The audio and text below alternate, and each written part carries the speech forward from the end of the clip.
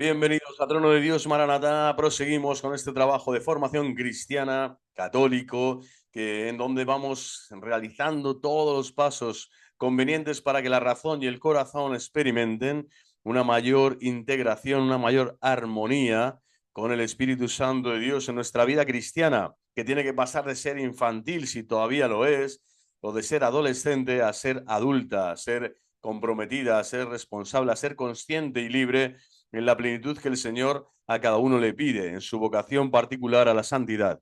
Vamos a seguir repasando y caminando en este trabajo. Y lo hacemos in nomine Patris et Filii et Spiritus Sancti. Amén. Ave María, gratia plena Dominus tecum, benedicta tu in mulieribus, et benedictus fructus ventris tui, Iesus. Santa María, Mater Dei, ora pro nobis peccatoribus, nunc et in hora mortis nostre. Amén. La Sagrada Cruz sea mi luz, no sea el dragón mi guía. Retírate, Satanás, no me sugieras cosas vanas, ponzoñas son tus libaciones. Bebe tú esos venenos. Esto va para todos los enemigos de Cristo y de la Iglesia, para que sean algún día amigos, para que se conviertan al Evangelio, al único Evangelio que salva, el de nuestro Señor Jesucristo. Vamos a rezar el himno precioso en este día precioso también de hoy, donde la Iglesia está celebrando la festividad de los santos Simón y Judas, apóstoles, de los santos apóstoles Simón y Judas. Un himno precioso que dice: guardadnos en la fe y en la unidad, vosotros que ya estáis desde el principio en comunión con Cristo y con el Padre. ¿A quién acudiremos cuando la fe va herida, sino a vosotros, testigos vigilantes, que anunciáis con palabra poderosa lo que era en el principio, lo que vieron de cerca vuestros ojos y lo que vuestras manos tocaron y palparon del verbo de Dios, del verbo de la vida? Guardadnos en la fe y en la unidad, vosotros que ya estáis desde el principio en comunión con Cristo y con el Padre. ¿En quién descansaremos la duda y la esperanza, sino en vosotros, cimientos de la Iglesia, que habéis visto al Señor resucitado y oísteis al Espíritu revelar por el fuego y la palabra el misterio de Cristo que estaba oculto en Dios desde los siglos? Guardadnos en la fe y en la unidad, vosotros que ya estáis desde el principio en comunión con Cristo y con el Padre. Gloria Patri et Filio et Spiritui Sancto, sicut erat in principio, et nunc et semper, et in saecula saeculorum. Amén. Los apóstoles nos acompañan en este trabajo para seguir formando nuestra conciencia y ayudarnos así a discernir en todo este proceso de la vida, que es un misterio, que es un camino para caminar con Cristo y que solo es vida propiamente dicha cuando la vivimos en Cristo Jesús. Cristo es nuestra vida, como nos dice San Pablo. Vamos a compartir en este trabajo y vamos a seguir viendo la parte desde el trauma afectivo a la reestructuración de la persona, del trauma afectivo a la reestructuración de la persona. Estamos dentro del punto que nos quedamos el otro día de las resistencias, estamos en este punto, ¿vale? Viendo lo que es la experiencia religiosa, resistencias y reestructuración. El otro día vimos todo esto de las resistencias, muy interesante. Está el vídeo, la lista de reproducción, el tema de la incubación, vimos el tema de las creencias patológicas y su diferencia abismal con la fe religiosa. Y hoy vamos a ver, adentrarnos en la resistencia. Discúlpenos, ya lo vimos el otro día también, la resistencia contra la conversión, interesantísimo, cuáles son las resistencias que todo hombre tiene y se opone a Dios, porque Dios es algo que irrumpe, que es alguien, mejor dicho, que irrumpe y desestabiliza, remueve todo lo que eras y que ahora te está invitando el Señor a ser, es decir, dejar el hombre viejo para venir a ser el hombre nuevo en Cristo Jesús, configurarte con el Señor, cristificarte en Cristo Jesús. Y ahora vamos a ver del trauma afectivo a la reestructuración de la persona, siempre dentro, como digo, de este capítulo. La irrupción de Dios en la existencia humana merced a una conversión súbita, por ejemplo, vimos los tipos de conversión también en otros vídeos, es del mismo orden que el trauma afectivo. Es decir, hay un orden, una dimensión dentro de la psique humana en donde se coloca, ¿no?, en ese nivel tanto la irrupción de Dios como que es la conversión súbita, como el trauma afectivo. Y por eso tenemos que ver cuáles son las diferencias, ¿no? Y cómo descubrir uno, ¿no? Y no identificarlo o no confundirlo con el otro, ¿vale? Si algo no está sucediendo, tenemos que saber a qué se debe, ¿no? Entonces, bueno, no es lo mismo, por supuesto, ¿vale? Aquí lo estamos subrayando, el trauma afectivo y la conversión súbita. Pero hay que verlo, hay que discernirlo porque al estar en el mismo nivel de la psique, pues muchas veces uno se puede pensar, ¿no? Me he convertido. No, no, no, lo que estás es traumatizado. Tú no estás convertido, estás traumatizado aún y viviendo un trauma afectivo, y la conversión se verá después y realmente, sobre todo, como digo en el canal, sobre todo para todos aquellos que hoy caen en herejía y en cismas, si no eres obediente, si no eres humilde, si no eres un hombre de iglesia, un hombre de oración constante, es muy fácil que te desvíes y que lo que estás llamando experiencia religiosa es en el fondo un trauma afectivo que no te está llevando más que por derroteros falsos para interpretar las cosas religiosas. ¿No? Te crees que estás en el camino de la religión cuando lo que estás es en el camino del pagano, aunque estás usando lenguaje, ¿no? Vocablos o pensamientos religiosos, pero no estás, ¿no? Ahí, sino que estás en el trauma. No es una verdadera conversión.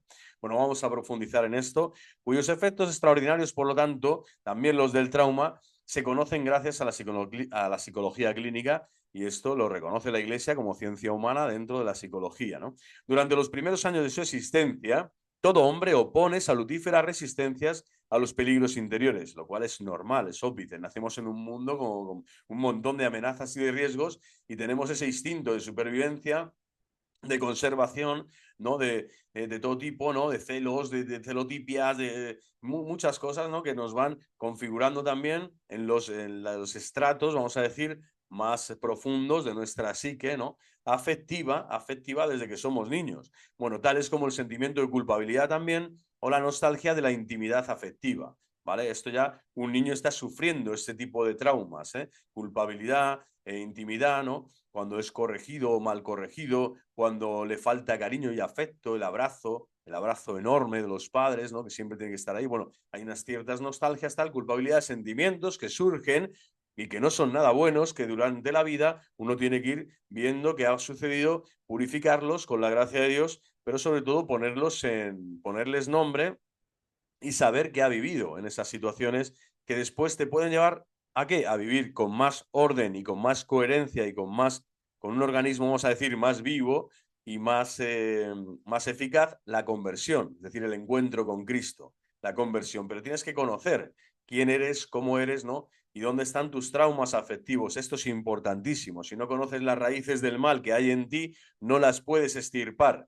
Y para extirparlas, la gracia de Dios necesita de tu conciencia, que seas consciente de cuáles son esas raíces del mal, ese mal que has hecho, pero sobre todo también el que has recibido de otros y que te está de algún modo condicionando. No te determina tu personalidad, ¿no? Y de forma completa, ni mucho menos, pero sí te condiciona, y a veces tanto que te coartan, ¿no? Y dejan muy frustrada, ¿no? Tu mente y tu corazón para poder crecer en la gracia y en la libertad de los hijos de Dios. La súbita irrupción de una fuerte emoción, como es la traumática, pero también la irrupción de Dios, cuando Dios te llama, te encuentras con Dios, el Dios viviente, el Dios de la vida, el Dios de vivos y no de muertos.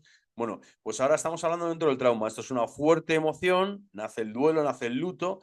El duelo, el primer impulso amoroso, en el caso de la conversión, como digo, o un noviazgo, ¿no? Increíble, tal, o sea, todo lo que sea, ¿no? El mundo de las emociones, pero aquí estamos eso, viendo un trauma, el duelo humano, o el impulso amoroso del encuentro con Cristo cuando Él viene y te llama a la puerta y tú le abres, ¿no? Y descubres que Dios está contigo, que Dios te acompaña, que Dios te ama, tal y como eres, pero que te sueña siempre mejor. Es decir, te va a dar todo lo que necesites para perfeccionar tu humanidad, para ser la mejor versión de ti. Bueno, pues puede derribar estas resistencias. Es decir, una fuerte emoción pueden derribar las resistencias, ¿vale? Esto vamos a ir viendo, ¿no? Las costumbres mejor asentadas son abandonadas y las convicciones más firmes derribadas. Si resistencias a qué, por ejemplo, pues a lo divino. Si te viene un impulso amoroso tremendo y descubres, yo mentalmente creo que soy ateo, no sé, soy un científico ateo desde hace muchos años, profesor en la Universidad de Lovaina, y siempre, Lovaina no creo, pero vamos, en Oxford, vamos a decir, y siempre he predicado la filosofía pagana del cientificismo, del positivismo científico. Bueno, pues de repente he llegado en una Eucaristía, en una adoración, y me he encontrado con una experiencia de amor intensísima, inexplicable, que yo no puedo contener, pero que es tan real que la estoy viviendo en persona, que me lleva unas lágrimas de arrepentimiento, unas lágrimas de felicidad, a saber que Dios me está escuchando, que Dios está conmigo, que Dios me conoce conoce lo más íntimo de mí mismo, lo más íntimo de mi intimidad, dice San Agustín, y me conoce mejor que yo mismo me conozco, ¿no? Bueno, pues uno tiene esa experiencia, ese encuentro amoroso con Cristo, esas resistencias de, vamos a decir, de mis doctorados en el mundo del ateo, del agnóstico, del escéptico, se caen, se vienen abajo, ¿no? Como acabamos de decir, puede derribar esas resistencias este primer impulso amoroso de los inicios de una conversión real al cristianismo, a Cristo. De la misma manera, una súbita irrupción religiosa, por lo tanto, puede vencer las resistencias mejor establecidas, por muy fuertes que éstas sean, ¿no? Había tenido también un trauma, no sé, una mala experiencia en la iglesia, en un colegio católico, o con un sacerdote, o con tal, bueno, lo que sea, ¿no? En una orden religiosa. Y por lo tanto, esos traumas también ahora se caen, ¿no? Cualquier resistencia que tengo cuando irrumpe el impulso amoroso, ¿no? La sensación, la experiencia de que Dios, como digo, te mira, te abraza, te perdona, te sana, te salva y lo mejor, te quiere invitar a hacer un camino con Él, a caminar con Él.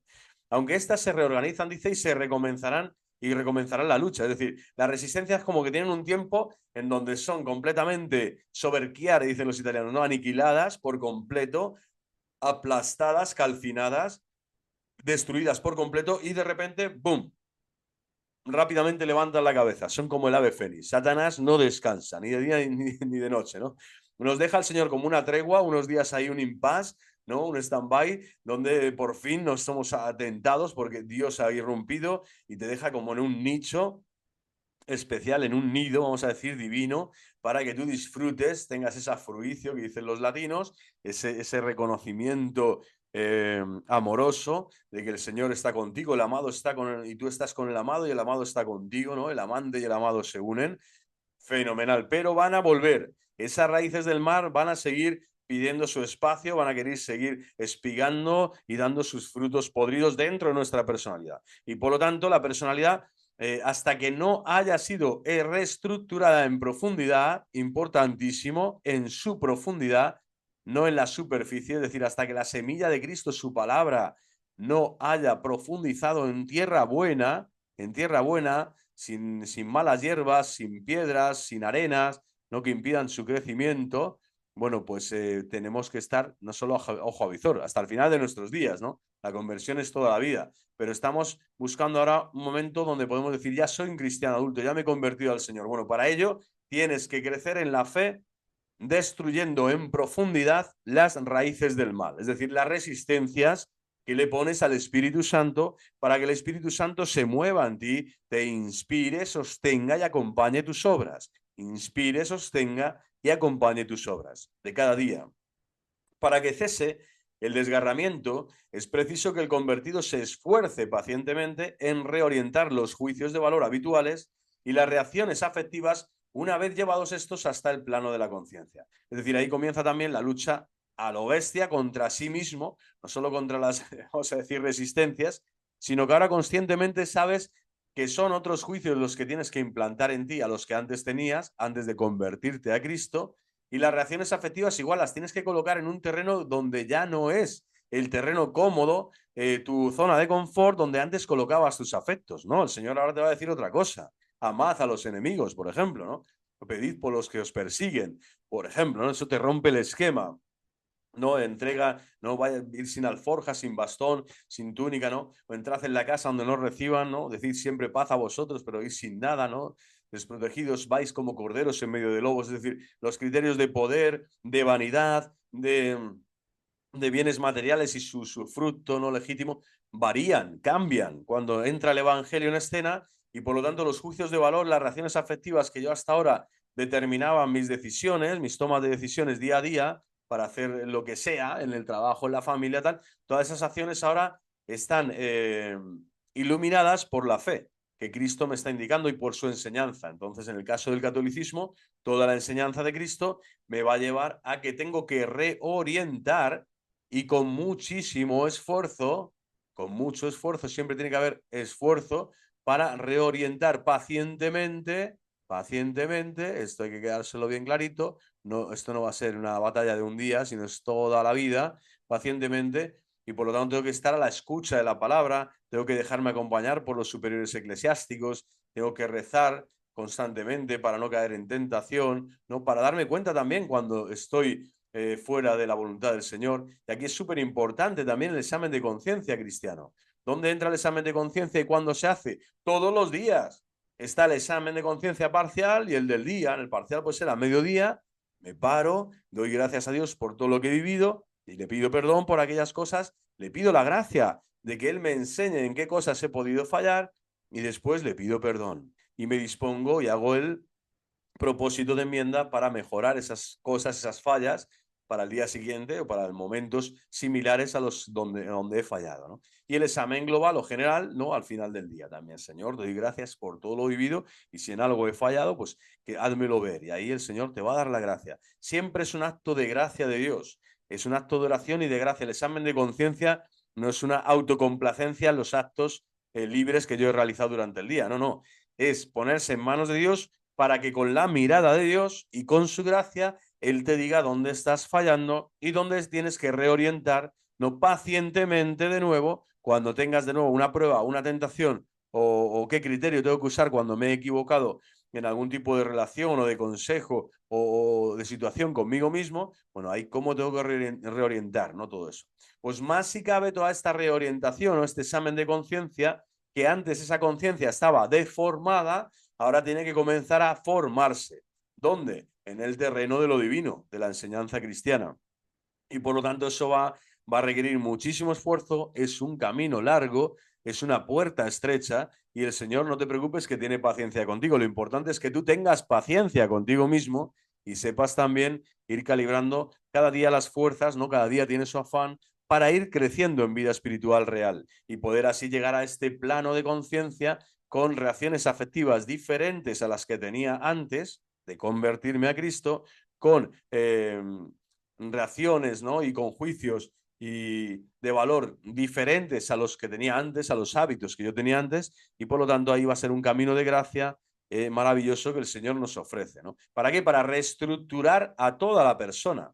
El trauma afectivo que pueda ser X o el de aquí o el de allá, me puede servir también para hacer todo este ejercicio. No por el hecho de tener un trauma, uno está, vamos a decir, petrificado en el trauma. Al contrario, el trauma puede ser un trampolín, una puerta que Dios abre para que crezcas en fidelidad, en santidad, en paciencia, ¿no? En fidelidad al Señor, en pedirle esa gracia, como digo, en el examen de conciencia, etcétera.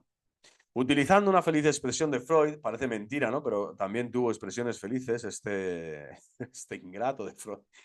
Diremos que la conversión no se termina sino cuando la persona ha sido profundamente reestructurada mediante una elaboración Durchhaltungsbeitung de sus recuerdos y de sus sentimientos, que bien pronuncio el alemán, de sus recuerdos y de sus sentimientos, ¿vale? Fijaros que en esto Freud acierta claramente, o sea, hay que hacer como una repesca y después una reestructuración del baúl de los recuerdos, de toda la memoria afectiva y también ahí de todos los sentimientos y ver cuáles están dañados porque estos me están ahora ocasionando que las raíces del mal sigan creciendo en mí y que no sigan ni valorando bien las cosas, ni ofreciendo a Dios lo mejor de mí mismo, ni a los demás, y sobre todo a mí mismo, ¿no?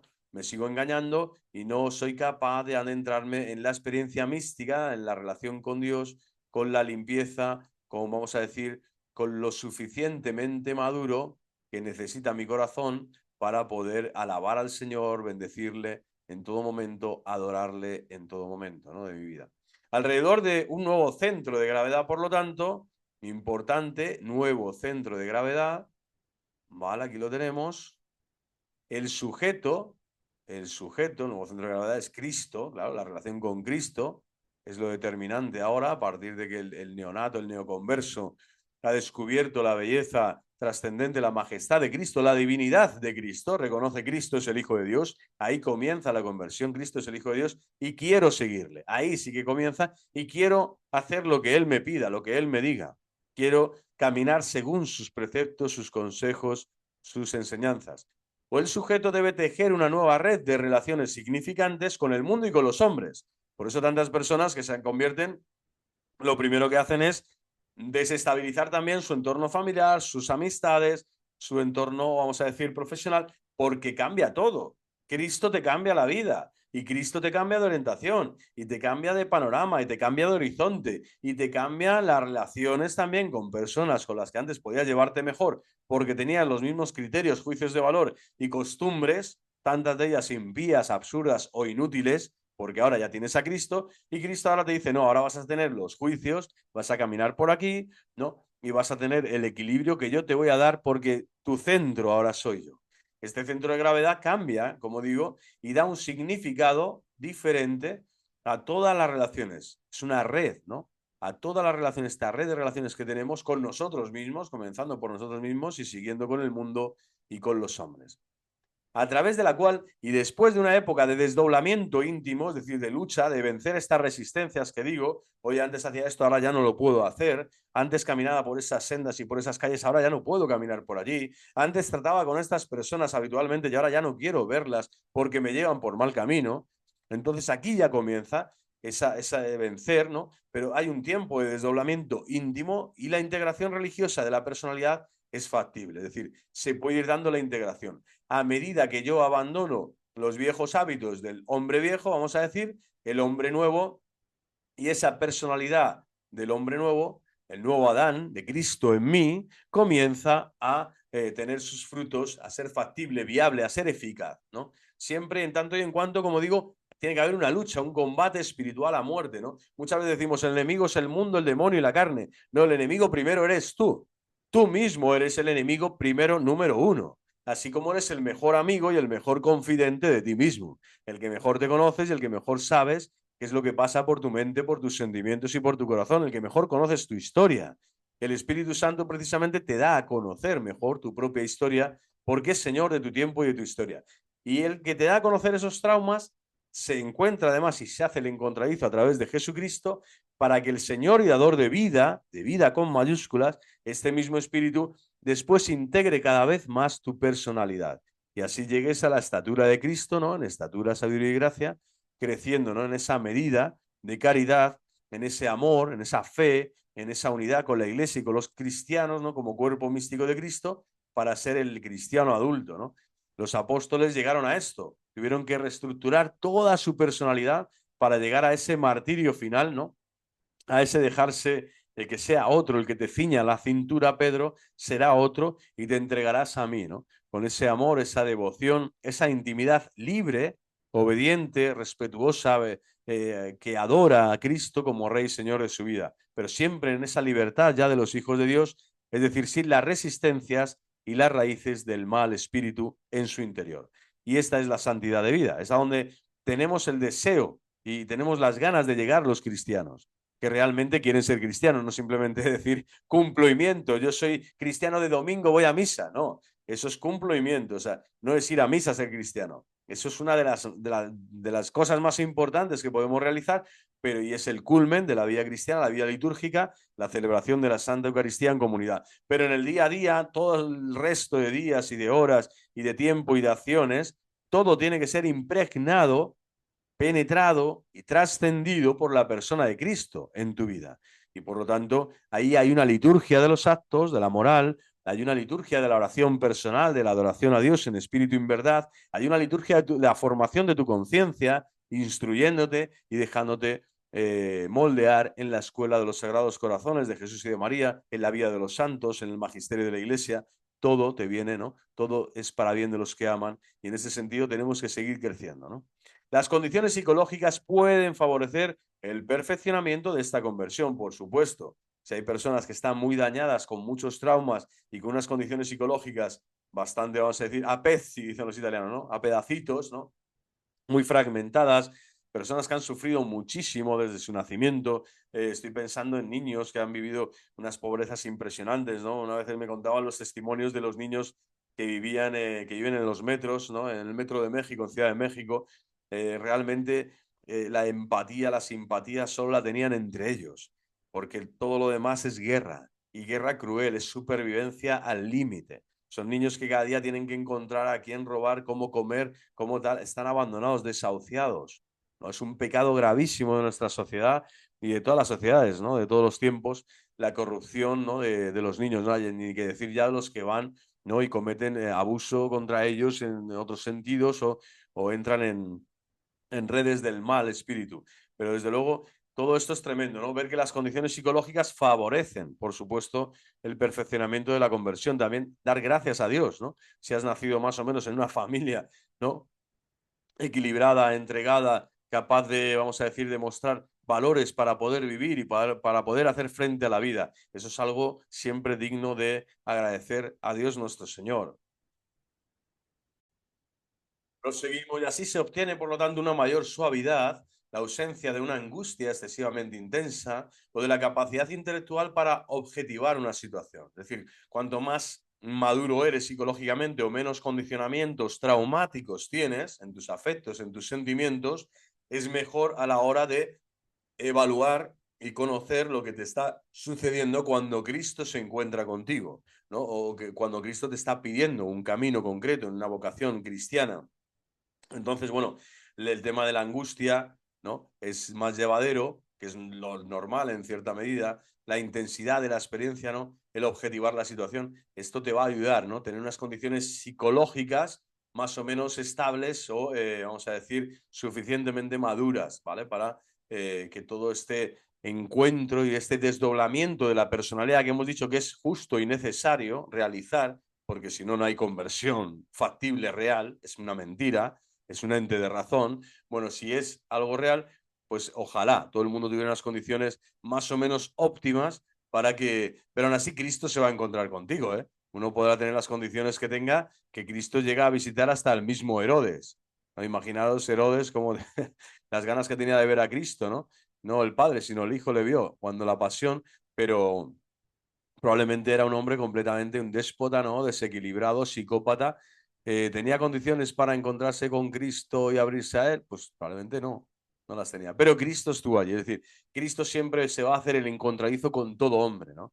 Hasta con, pues, con todo hombre. De hecho, Judas es un poco el exponente más fuerte, ¿no? De que un hombre que tiene la conciencia deformada, los sentimientos perturbados, que no sabe amar ni quiere amar como le está indicando el maestro día y noche, que se resiste, se resiste, se resiste. Bueno, el Señor no dejaba de mostrarle el camino, de enseñarle y de decirle que viniera, ¿no? Ven, ven conmigo, ¿no? Yo quiero que te conviertas, ¿no? Para que vivas. Bueno, el Señor en ese sentido siempre va a estar con nosotros hasta el final, para que demos ese paso maravilloso, ¿no? De que cualquier experiencia de ausencia, de angustia, ¿no? De esplendor de lo divino en nuestra vida o de que no sabemos muy bien objetivar la situación y tenemos todavía que caminar, bueno, el Señor te va a acompañar para esto, para que eso se dé así también, ¿no? Por eso la conversión puede ser súbita o puede ser un camino prolongado de diferentes experiencias donde gota a gota el Espíritu Santo va llenando ese vaso de agua pura en tu alma y desechando el agua tibia, el agua, perdón, el agua podrida, ¿no? El agua que estaba estancada dentro de nosotros, para que se vaya muy lejos, al océano de las inmundicias. Bueno, jamás una conversión se realiza si no es por la toma de conciencia y el reajuste de las resistencias. Entonces, importante, ¿no? Aquí está el examen de conciencia, son como palabras modernas para hablar de examen de conciencia y de propósito de enmienda, ¿no? Pero claro, cuando haces el examen de conciencia tienes que objetivar y saber dar en el clavo, por así decir, saber señalar cuáles son tus carencias, cuál es tu pecado o cuál es la experiencia traumática que ahora te está impidiendo avanzar en la vida espiritual. Y para esto es muy importante, ¿no? Que tienes que ser sincero contigo mismo y saber calibrar bien, pedirles ayuda, esa gracia a Dios, para que la conversión se tome en conciencia y reajuste la resistencia, es decir, combata bien esas raíces malignas para expulsarlas fuera. Veremos más adelante qué caminos tiene la Iglesia, qué formación católica nos da y nos muestra el Señor, especialmente la oración, la intercesión, la comunidad, la liturgia, o sea, todos los medios de salvación son para que tu personalidad se reestructure. Nunca te sientas solo en el trauma afectivo. Esto es como decir, yo es que he vivido esto, solo lo he vivido yo, solo yo me comprendo a mí mismo. No, lo que tú has vivido lo han vivido millones de personas o miles de personas pueden haber pasado por eso, de forma que al ser experiencias similares o semejantes, recordemos que somos cuerpo de Cristo y por lo tanto miembros del mismo cuerpo, con un solo Señor, un solo Espíritu que se mueve en nuestros corazones, pues podemos, por supuesto, compartir, ¿no? Cargar los unos por los otros en momentos de debilidad, de fragilidad, como dice San Pablo, los fuertes, ¿no? Se sobrelleven a los débiles ¿no? Sepan también pedir ayuda cuando la necesitan, etcétera. Entonces, es precioso, ¿no? Ver todo este camino de la reestructuración de la persona y la vida de la iglesia, que nunca estás solo. Pero cuanto más conciencia tomes y cuanto más reajuste las resistencias, más cristiano serás. O sea, más adulto serás más adulto. Vamos a escribir aquí, mira, adulto. Así, no tengo ni boli, pero lo escribo y me quedo tan feliz. Adulto cristiano. Adulto cristiano significa apóstol. O sea, estás preparado para ser apóstol. Apóstol del Señor. Apóstol, que significa en griego, apostolein, enviado. Enviado. Te tiene que enviar el Señor cuando te ve preparado, cuando ya estás preparado. Una persona que ha realizado un buen catecumenado, ha hecho la iniciación cristiana, ha recibido los sacramentos y quiere seguir participando, no se recibir el sacramento o irse, ¿no? Sino caminar en fe en la iglesia, va a seguir haciendo un camino precioso y Cristo le va a usar, a utilizar, ¿no? De forma personal, como un instrumento siempre personal, es decir, en libertad, para seguir dando fruto en el mundo, anunciando el Evangelio, reestructurando, ayudando a reestructurar, mejor dicho, la personalidad de otros. Bueno, pues hasta aquí y seguimos ya con el último punto dentro de este capítulo, ¿vale? Que hemos dicho que estamos dedicándolo vamos a hacer memoria, a lo que es la experiencia religiosa, resistencias y reestructuración. Bueno, dentro de la reestructuración acabamos de ver, ¿vale? Esta parte que es importante, que el trauma afectivo está ahí de fondo también, hay un desdoblamiento de la persona que es necesario para pasar a reorientar los juicios de valor, las reacciones afectivas, todo lo que somos, significar de nuevo las relaciones que tenemos con el mundo, con nosotros mismos y con los hombres, y por lo tanto tener también la conversión como es consciente en nosotros, ¿no? Y saber qué reajustes son los que tenemos siempre que combatir, ¿vale? Dónde tenemos que dar la batalla al mal espíritu. Y por último vemos la necesidad de certidumbre y sus peligros. Es un apartado también súper interesante, como todos estos vídeos de Trono de Dios, Maranatá, del hermano Lorenzo para ustedes con cariño y amor desde España. Bueno, la necesidad de certidumbre y sus peligros. El dominio religioso, los hombres son raramente escépticos. Esto se sabe. De hecho, ¿qué es lo que hacen los hombres? Bueno, pues pasan los paganos, los ateos, lo que hacen es pasar a la idolatría. No conocen la experiencia de Dios, ¿no? O mejor dicho, se hacen un Dios a su imagen y semejanza y por lo tanto es rara dentro del dominio religioso que los hombres sean escépticos. Lo que haces es eso, crees en cualquier cosa. Dejas de creer en Dios, Dios altísimo, como decía Chesterton, para creer ya en cualquier cosa, ¿no?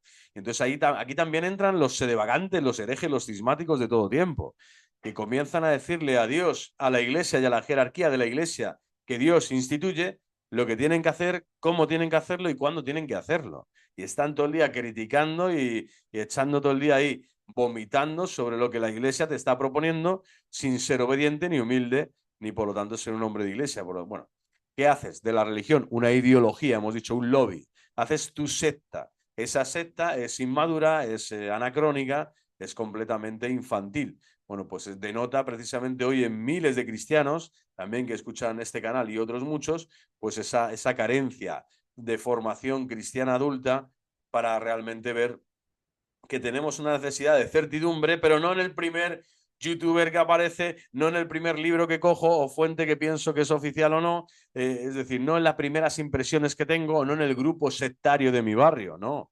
La certidumbre te la tiene que dar Dios en una experiencia integral de la Iglesia Católica, de la vida de la Iglesia, en la vida de la Iglesia.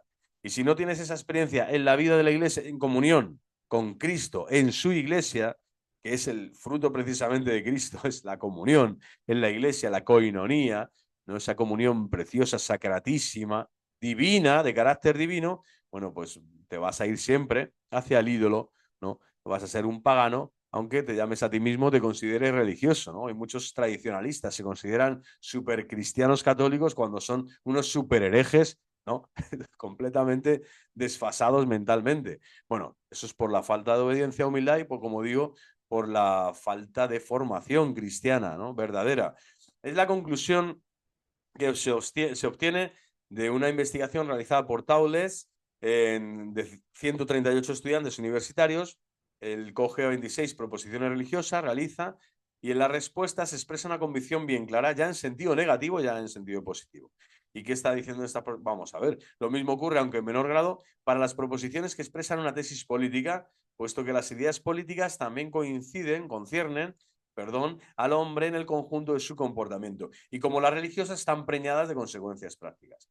Y básicamente está diciendo que la religión afecta al ser el hombre, tanto religioso por naturaleza como social, por lo tanto aquí aparece también el aspecto de lo político, de lo social, todo el mundo no opina o todo el mundo tiene algo que decir en el terreno, por lo tanto, de lo religioso, de lo social, porque lo llevamos inscrito en la naturaleza que Dios ha creado en nosotros. Bueno, pues esto tiene consecuencias prácticas y por lo tanto el dominio religioso es apabullante. O sea, el 99,9999, ¿vale? Solo, no sé, es decir, el autista y el discapacitado dirían yo no soy religioso. Pero todos tienen esa búsqueda de lo religioso, esa búsqueda de lo divino, esa necesidad de que la razón quiera captar, quiera comprender con una exigencia absoluta todo el conocimiento de la realidad, aunque sabe que no alcanza, pero quiere conocerlo, tiene ese deseo, ¿no? Y la libertad también hunde sus raíces en la verdad, ¿no? Una verdadera libertad, y por eso se busca la verdad, para tener esa experiencia de comunión que solo Dios te puede dar, que es la experiencia verdaderamente religiosa, la experiencia de Dios que es comunión. Sin embargo, por el contrario, dice, las creencias profanas no suscitan adhesión o repulsa, sino en débil medida, ¿no? Creencia profana, no sé. Halloween. No, Halloween es el bueno, el católico. El Halloween es el malo, el satánico.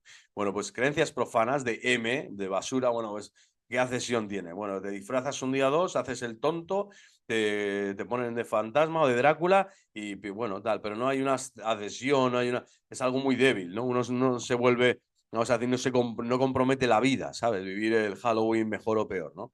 Si es verdad que es asqueroso, satánico, diabólico, te influye, tal, es lo peor, no lo aconsejo absolutamente a nadie. Pero entenderme el trabajo, ¿no? Que las creencias profanas no suscitan la adhesión que sí obtienes del hombre en general dentro del dominio religioso como tal, ¿vale?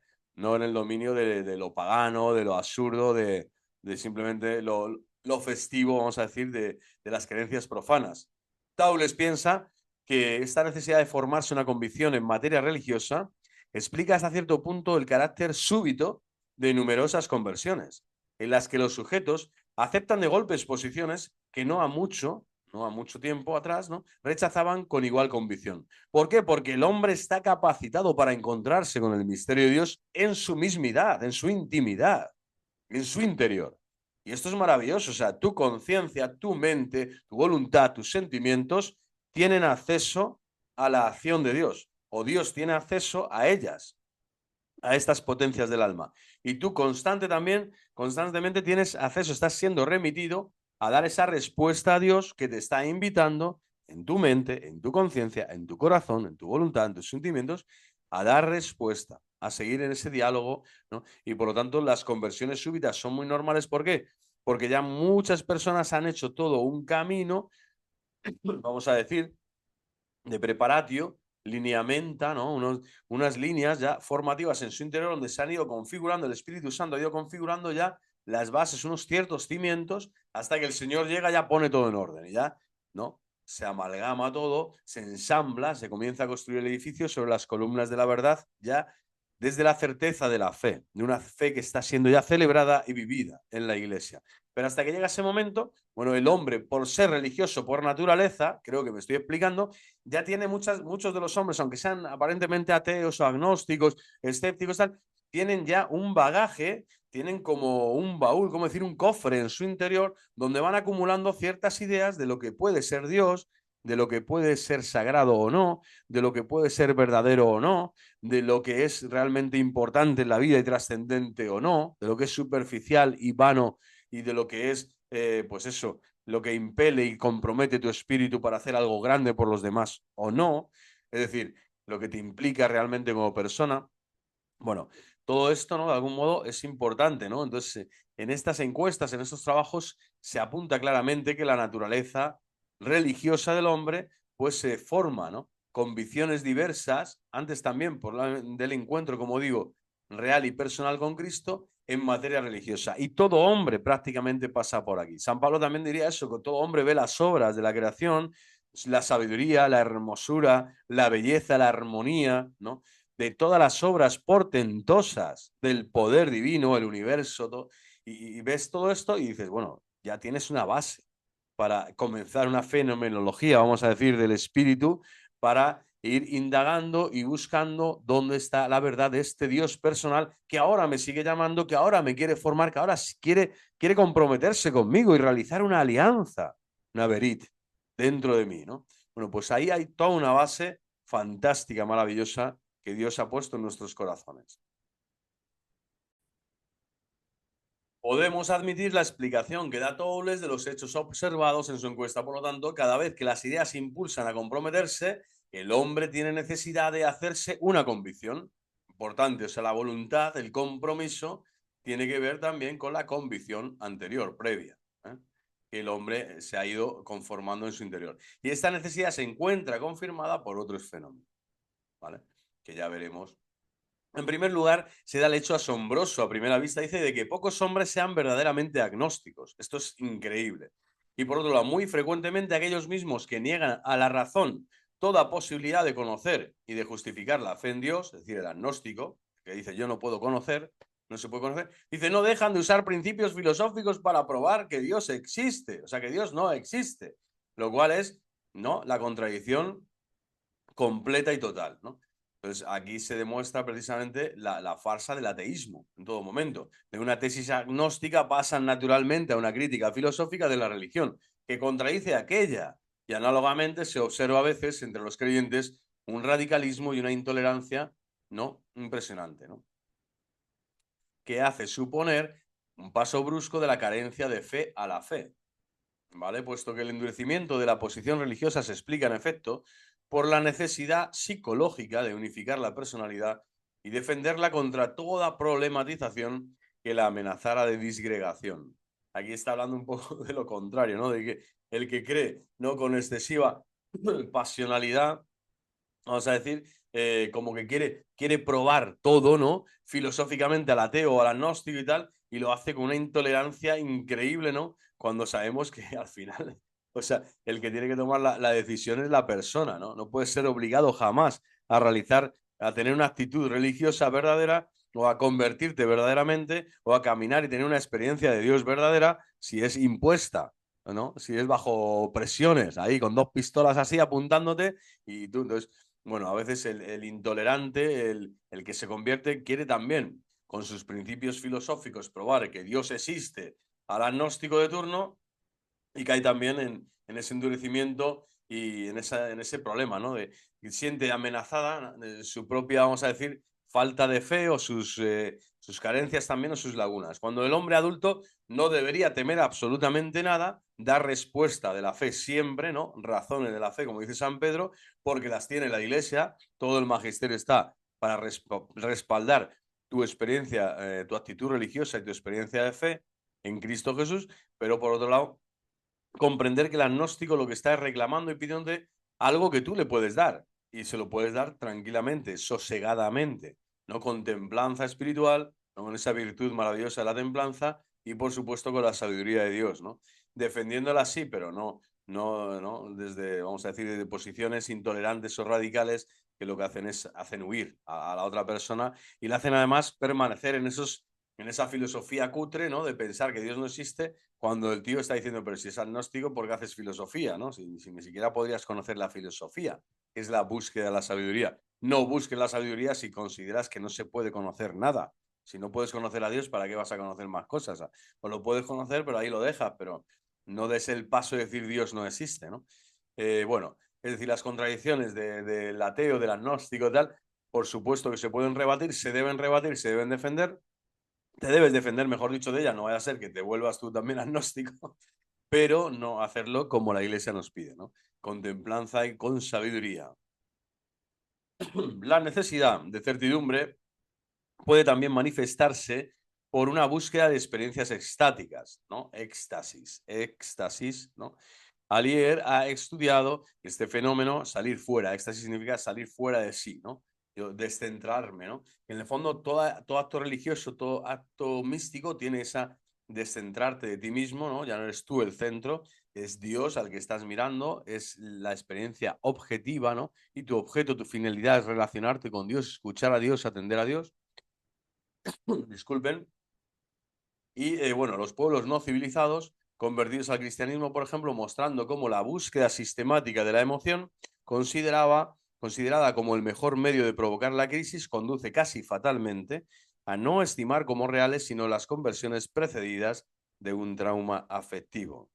Es decir, las conversiones que son precedidas de un trauma, básicamente no se pueden considerar buenas, ¿no? O factibles o verdaderas conversiones, ¿vale?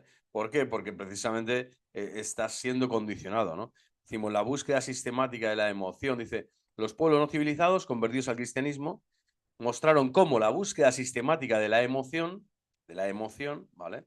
Imagínate, la emoción cuál es, que o cruz o espada, colega, ¿vale? Considerada como el mejor medio de provocar la crisis, ¿vale? Conduce casi fatalmente las santas cruzadas a no estimar como reales sino las conversiones precedidas de un trauma afectivo, ¿vale? Es decir, porque cuando estás en una lucha encarnizada, ¿no? Las guerras de religión que las provocaron los protestantes en su mayor parte y todo lo que era, ¿no? El mundo precisamente anglosajón ya separado de la Iglesia Católica, bueno, pues ahí ya esas conversiones al final, ¿qué son? Están impuestas. Es un Estado, es un gobierno que te impone, ¿no? El convertido, mal orientado por el predicador, busca en la experiencia afectiva el signo tangible de la conversión interior. Convertido, mal orientado por el predicador, busca en la experiencia afectiva el signo tangible de la conversión interior.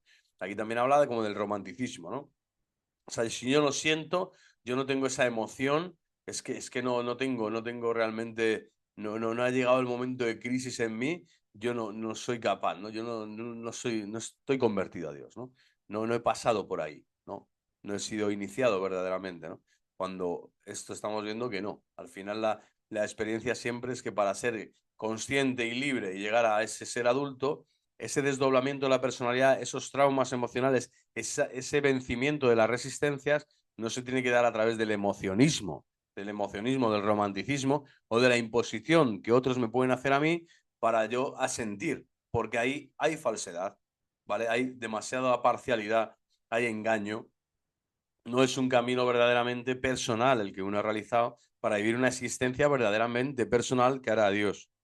Bueno, por lo tanto, la necesidad de certidumbre, estamos viendo aquí un peligro. Un peligro es centrarte en la emoción, un peligro es que simplemente te bases en la predicación de otro para tú ya decir si estoy o no estoy, o he llegado aquí o he llegado allá, no, para decir si tengo la conversión interior o no.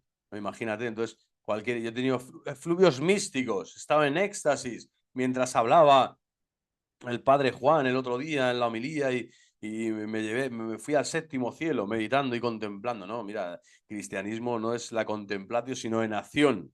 Y por lo tanto vamos a ver si en acción has entendido lo que el padre Juan predicó en el Ambón y lo has puesto en obra, por práctica, ¿no? Porque si no, de nada te sirve. La emoción o la intuición es parte de la vida espiritual, es parte de la vida mística, el escuchar, por supuesto, la palabra de Dios, el ponerla en común con otros, el compartir las intuiciones, las emociones espirituales, el ser acompañado espiritualmente por un director, por un sacerdote, pero no es lo fundamental. Lo fundamental es que tu conversión no dependa de estas experiencias estáticas, ¿no? Sino que la certidumbre sea la que tú estás haciendo día a día en lo ordinario, en lo sencillo, en el día a día y en la praxis real, en la práctica de la virtud.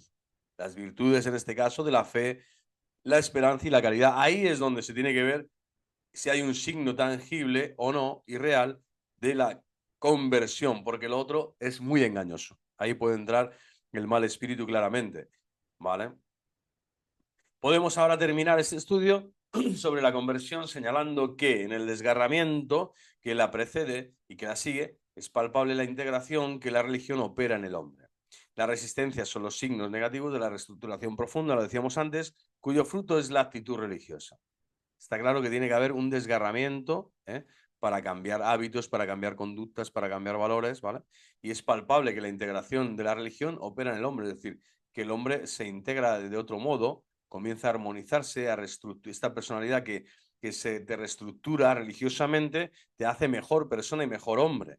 Por lo tanto, la religión tiene un poder que se opera en el hombre. La religión en el sentido de la acción del Espíritu Santo en ti cuando acometes esta obra majestuosa divina de convertir tu corazón a Dios, nuestro Señor. Y es preciso no errar en cuanto a la facilidad aparente o el goce y la generosidad que iluminan al nuevo convertido, ¿vale? El tema de la emoción. Es preciso, ¿no?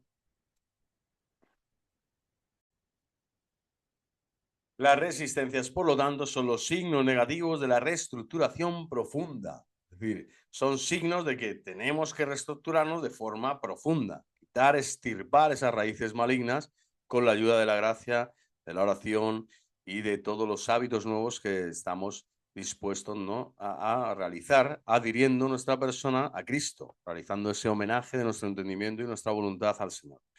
Es preciso, por lo tanto, también, cuyo fruto es la actitud religiosa, y es preciso no errar en cuanto a la facilidad aparente del gozo y la generosidad. Es decir, al principio cuando te conviertes estás como flotando en una nube, estás diciendo, madre mía, o sea, es como si hubieras descubierto realmente el tesoro escondido en el campo, ¿no? Que ahora ya vendes todo y con tal de que esa perla, ¿no?, preciosa, ese tesoro ya está contigo. Y además el Señor, como le dice a María, ¿no?, en el Evangelio, Marta, que estaba ahí afanosa, Marta, Marta, Marta, ¿no? Le dice, María está aquí conmigo, a mis pies, y nadie le quitará lo que está recibiendo, ¿no? Nadie se lo va a robar, nadie le puede quitar esto que María está experimentando, que es estar con Cristo, vivir con Cristo, saber que Cristo te mira, que Cristo entrañablemente, con una ternura infinita, quiere poseerte en libertad, vamos a decir, desposarse contigo, mejor dicho, quiere que reconozcas que tu alma es la esposa de Cristo, tu alma es la esposa de Cristo. En la Biblia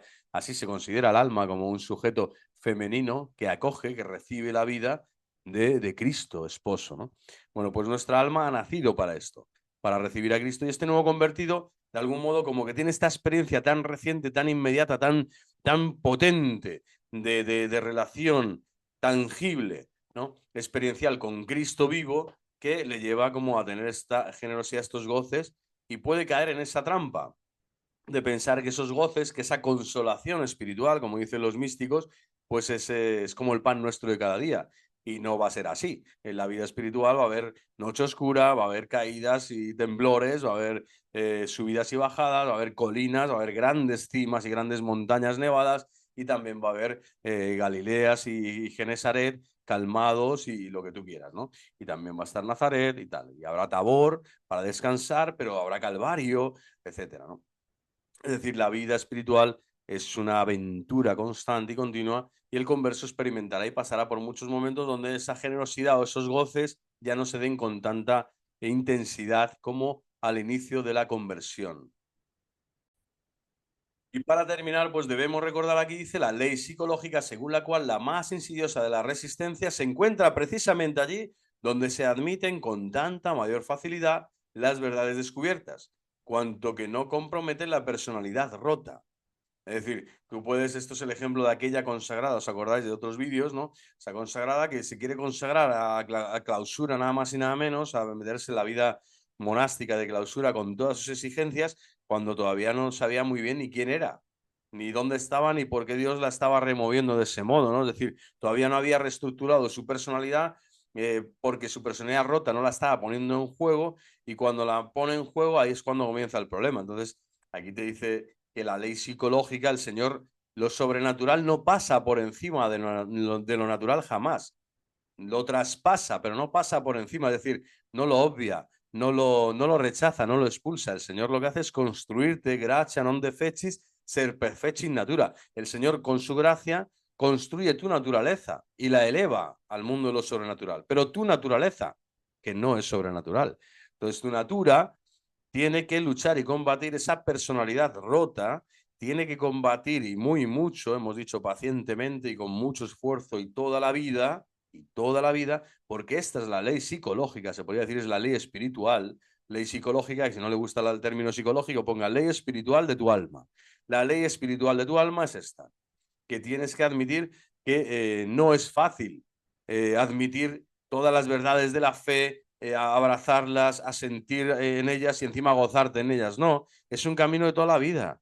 Tienes que ensayar y probar, vamos, prueba, error, ensayo todas las horas con la liturgia, con la comunidad, con los hermanos, con las caídas, con las levantadas. Y todo ese crecimiento en estatura, sabiduría y gracia te va a permitir llegar a una fe cada vez más sólida porque has puesto en juego tu personalidad rota y has sabido traspasar con la gracia, ¿no? Cumpliendo esta ley psicológica que no rechaza ni expulsa la naturaleza, sino que al contrario la asume, la integra.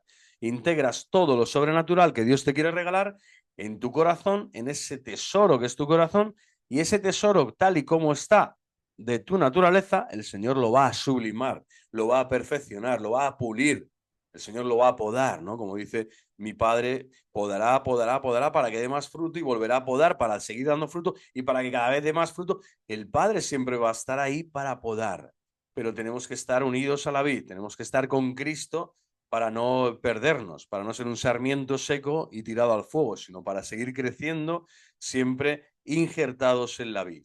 Bueno, pues es un poco, este es el asunto, ¿no? La personalidad rota significa alguien que sabe que Cristo te exige que la conversión es un proceso y es un camino constante, arduo, difícil, de puerta estrecha, y que el Señor sí que te va a admitir, que siempre te dará la gracia, y que las verdades ahora descubiertas de forma, vamos a decir, fácil o intuitivamente asibles, como que las captas al vuelo inmediatamente, pues tienes que luchar para tenerlas siempre en ti.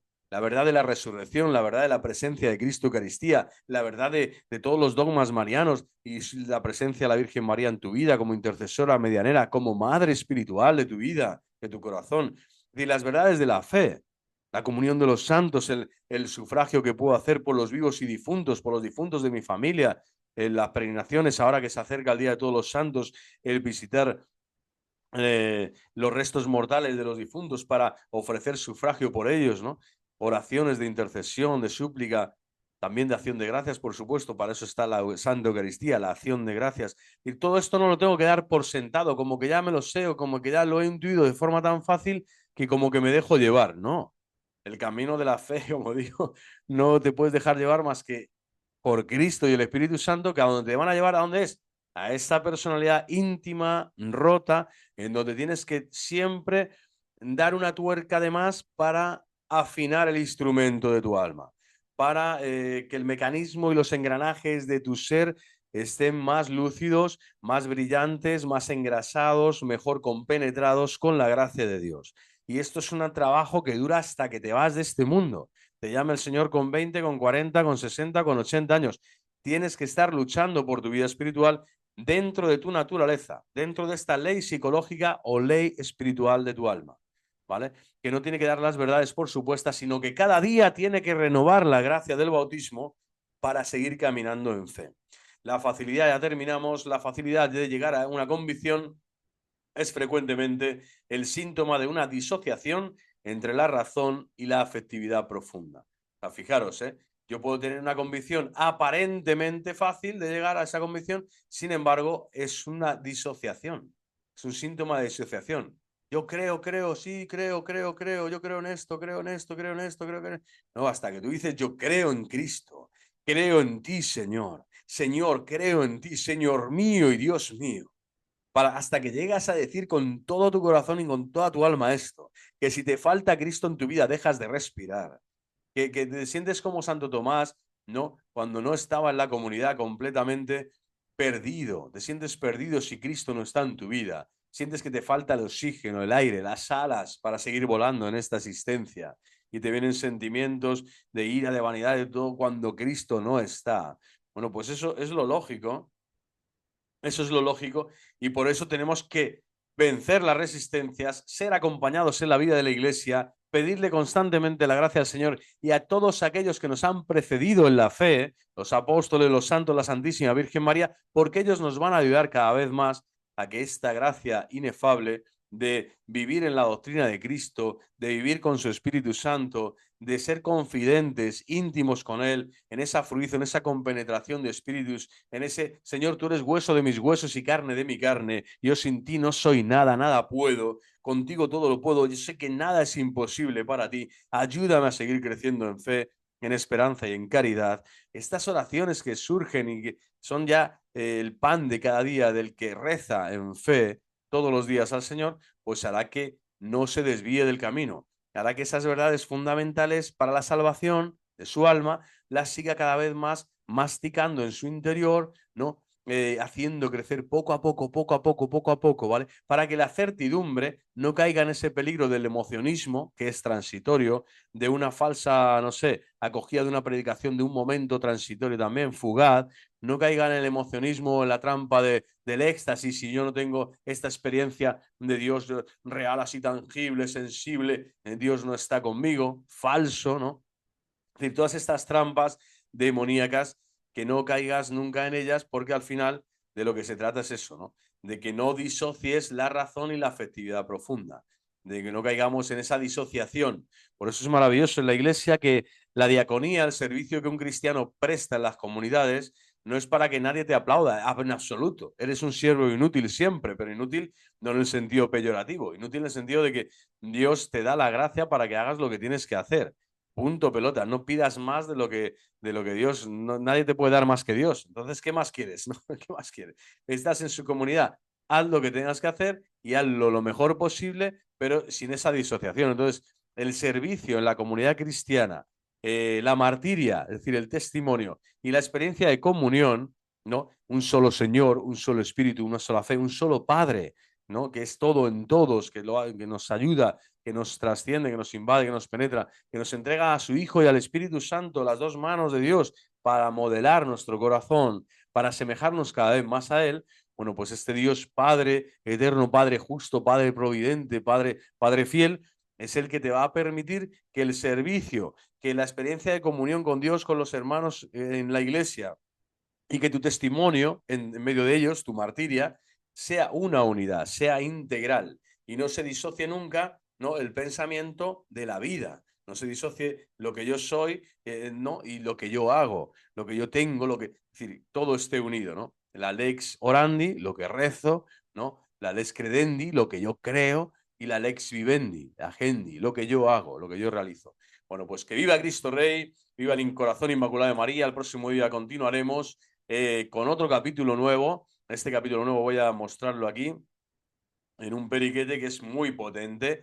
Ya es el último capítulo de esta gran, vamos a decir, saga inicial de la actitud religiosa dentro de todo este esquema, ¿no? De la psicología, también tratando la psicología moderna o las estadísticas, la sociología, etcétera. Y el próximo día entraremos en el capítulo cuarto, autonomía humana y asentimiento religioso, que para mí es fascinante, es lo más... Es el culmen de todo este trabajo que estoy realizando para entender también eso, la relación entre fe y razón, y cómo el hombre está llamado a vivir una experiencia integral, personal y madura con el misterio de Dios y con el Dios que nos ha creado, que nos redime en Cristo, que nos santifica cada día con el Espíritu Santo que se nos ha dado en nuestros corazones. Gloria a Patri, Filio et Spiritus Santo, sicut erat in principio, et nunc et semper, et in saecula saeculorum. Amén. Dios Todopoderoso, Padre, Hijo y Espíritu Santo, descienda sobre vosotros y os acompañe hoy y siempre. ¡Viva Cristo Rey! ¡Viva el corazón inmaculado de María! Y seguimos, seguimos orando siempre, haciendo huir a todos los demonios a través de la consagración al corazón inmaculado de María y del Santo Rosario. Hasta la próxima.